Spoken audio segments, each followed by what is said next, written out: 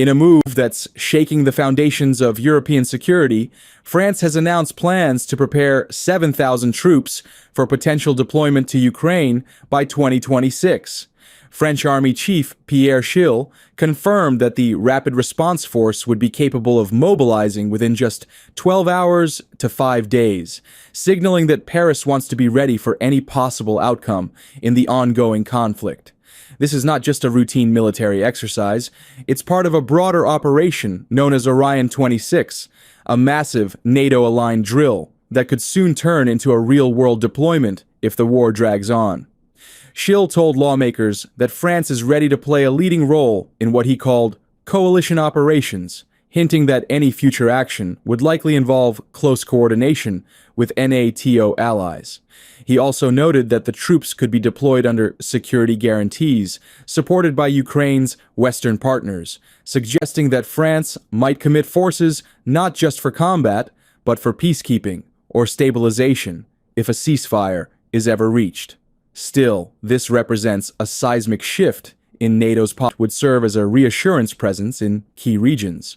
But from Moscow's perspective, all of this looks dangerously close to an invasion under another name.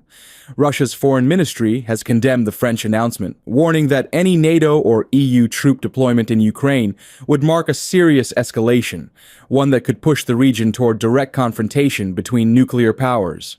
Russian officials accuse Western governments of fueling the conflict instead of seeking a negotiated peace, insisting that Moscow remains open to security guarantees for Kyiv only if its own strategic interests are respected. Analysts say this French move reflects a growing sense of urgency in Europe. After more than 3 years of war, European leaders are realizing that the future of their own security might depend on the outcome in Ukraine.